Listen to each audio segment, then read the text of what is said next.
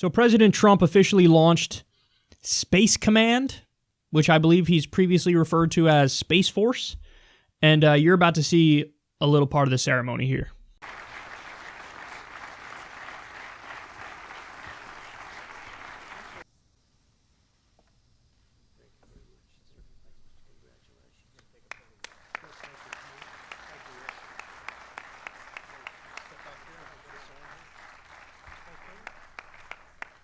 We're gathered here in the Rose Garden to establish the United States Space Command.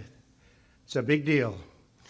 As the newest combatant command, SpaceCom will defend America's vital interests in space, the next warfighting domain. And I think that's pretty obvious to everybody. Is it? That's obvious? Space is the next war-fighting domain, and we're going to defend America's vital interests in space. What are you talking about? Are we going to have wars over colonizing the moon and colonizing Mars? Is that what's going to happen? Is this what we're going to do?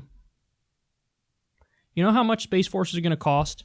They say it's up to $5 billion per year. Now, here's my prediction. You can hear me now, quote me later. It will be way more than that. They will throw way, way more money at that. How am I so confident in making that prediction? Well, very simply, look at the normal military budget. They just threw another $80 billion on that bitch, and nobody blinked. $80 billion a year, on top of what we're already paying, so it's over like $700 billion a year. And nobody blinked. Nobody said anything. Media wasn't like, how are we going to pay for that? Nobody said anything. So this, they go, yeah, it's up to $5 billion a year. Minimum $10 billion a year. Minimum $10 billion a year. And can we please reflect on what we just heard? Donald Trump, the reality star president, is casually talking about Space Command. He's launching Space Command. The reality show president is launching a branch of the U.S. military in space, and he's casually saying, well, this will be the next war domain. You do realize if there is indeed a war and we have one in space, that would coincide with the end of humanity. Because a war is not going to be limited to just space. If you attack Russia in space or you attack China in space, then they attack here on Earth and the nukes are in the air and we're all done. Game, set, match. Look at how casually they talk about this stuff. And look at their priorities. They're talking about war in space. War in space. At the same time, we have at least 500,000 homeless people in this country, at least 50,000 homeless veterans, an economy that's crumbling, a stock market that's about to absolutely tank, wages been stagnant since the 1980s, infrastructure. Did I mention infrastructure crumbling? If I didn't, I'll mention it again. If I did mention it, you're getting it twice. Infrastructure crumbling. Mass incarceration crisis. Again, the list goes on of all the giant problems that we have here. And we have endless money for the military, and now we're starting a branch in space. And nobody on TV is shrieking about the cost, the price. Hey, what about the misplaced priorities? But Bernie Sanders comes out with idea to eliminate all medical debt, and all of a sudden, I can pay for that. I can pay for it.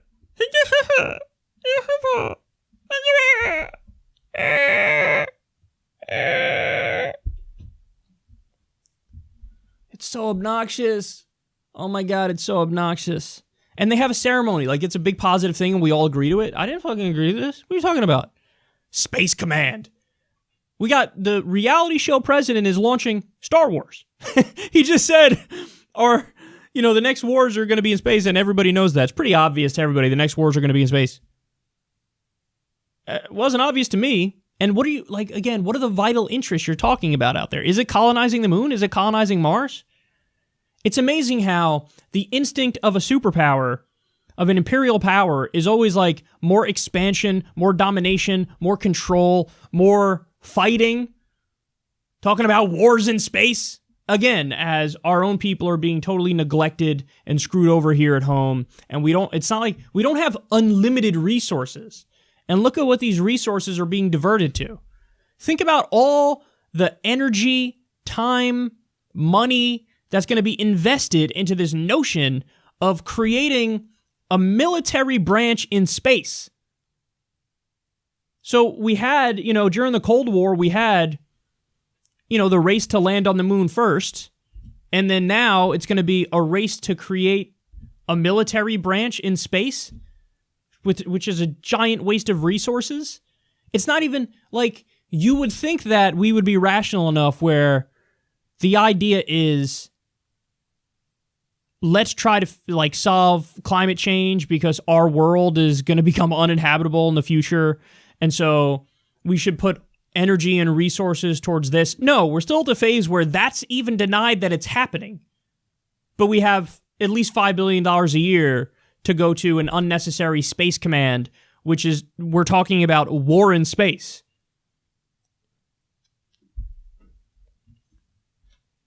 So it's not obvious and clear to everybody that climate change is happening and that we need drastic World War II level action now.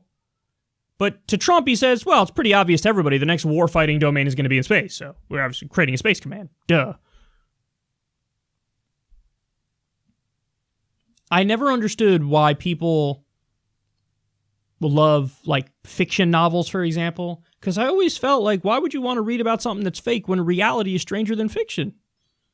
We can put the Star Wars aside for a second, Space Wars aside for a second, and maybe focus on all of the insane problems that we have here, and we can fix them. And by the way, I'm not anti-NASA, I'm not anti-space exploration, but to frame it through the lens of, well, we got to do it because there's going to be wars in space, and we got to defend our vital interests. Oh boy. Here we go again. It's militarism, militarism, militarism, neglect everything else, and oh yeah, a Green New Deal, which is based on a New Deal, or which is based on a New Deal, I should say. A massive mobilization effort to move towards green and renewable technology and create millions of good-paying jobs across this country. That's insane! That's so stupid! That's so dumb! But Space Command to fight wars in space and defend our vital interests, that's totally common sense, bro. Totally cool. Remind me who the silly people are again.